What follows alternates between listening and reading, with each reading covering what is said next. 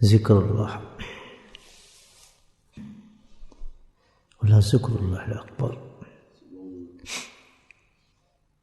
اللہ کا ذکر جو ہے سب سے بڑا عمل ہے. ذکر دو طریقے سے ہے. ایک زبانی ذکر ہے, ایک باطنی ذکر ہے. باطنی ذکر جو ہے وہ انسان لطائف پر کرتا ہے. 7 لطائف ہیں جس پہ مشائخ نقشبند اللہ کا ذکر اس میں ذات کرتے ہیں. یہ اس کا پہلا سبق ہے صفائی باطن کے لیے.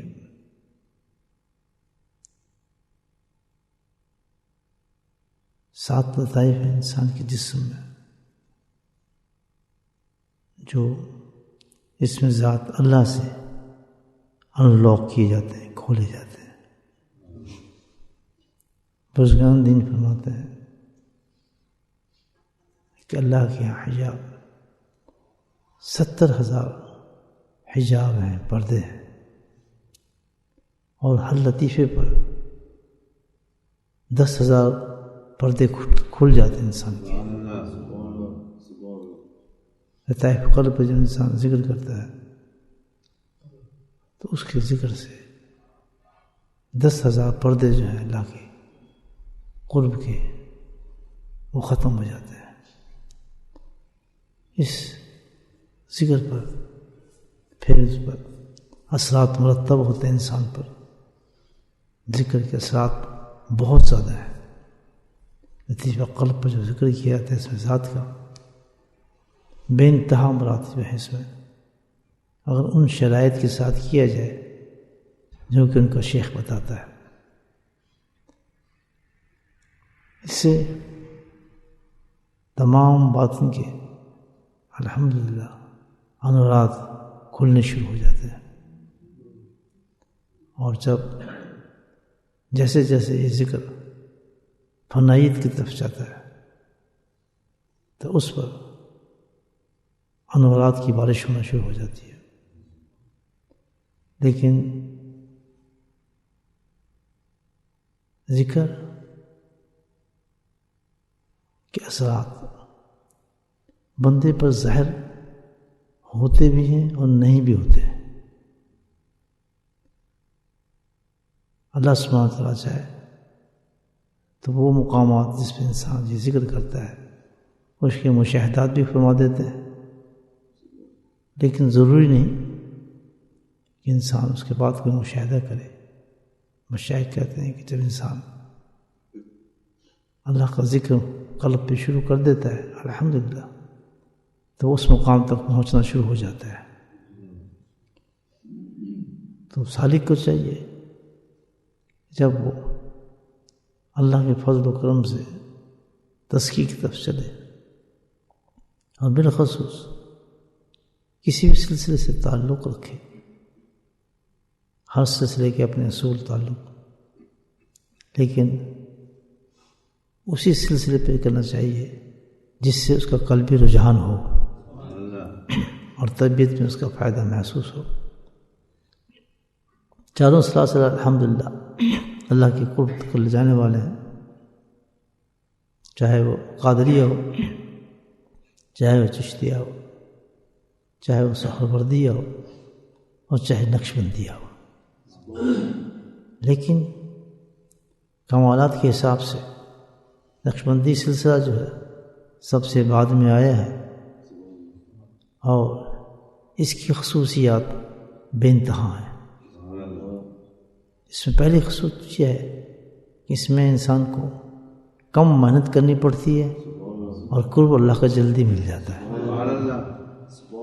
دوسری بڑی صفت یہ ہے کہ جیسے انسان پہلا سبق لیتا ہے سچی نیت کے ساتھ تو اس پہ سب سے پہلے جو اثر مرتب ہوتا ہے, اثر نظر آتا ہے, وہ توبہ سنت کا ہے. اور یہی اس قرب کا سب سے بڑا طریقہ ہے.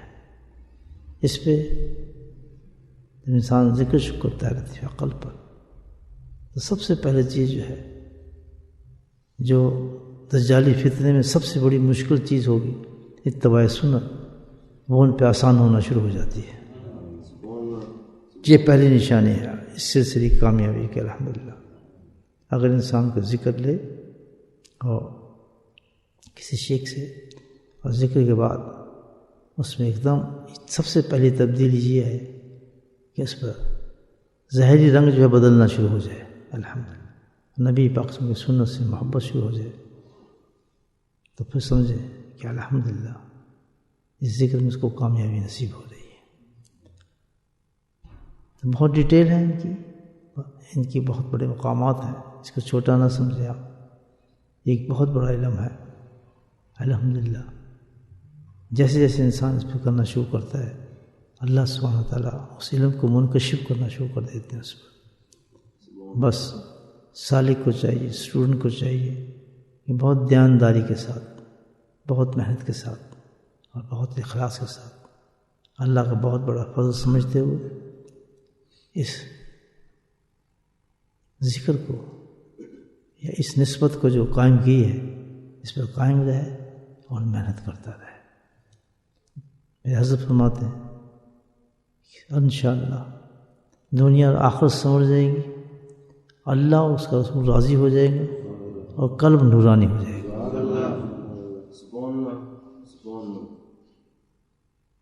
آپ کو فرمائے پہلے لطیفہ قلب پر ذکر اس میں ساتھ فرمایا۔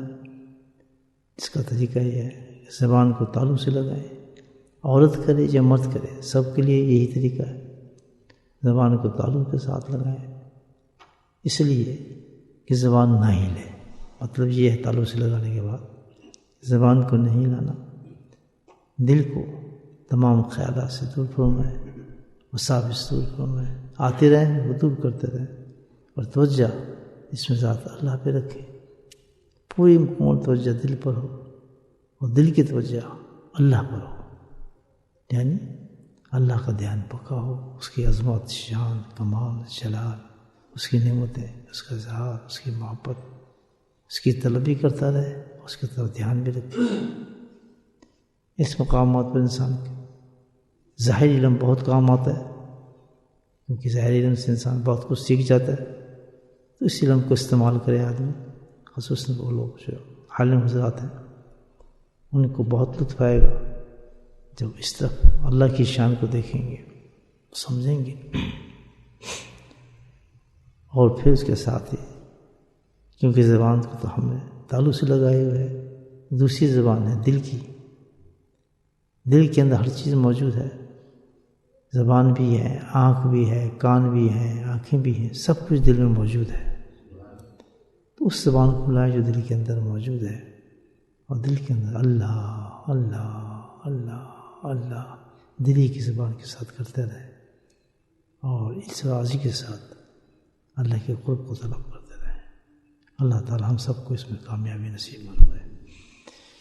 بسم اللہ الرحمن الرحیم۔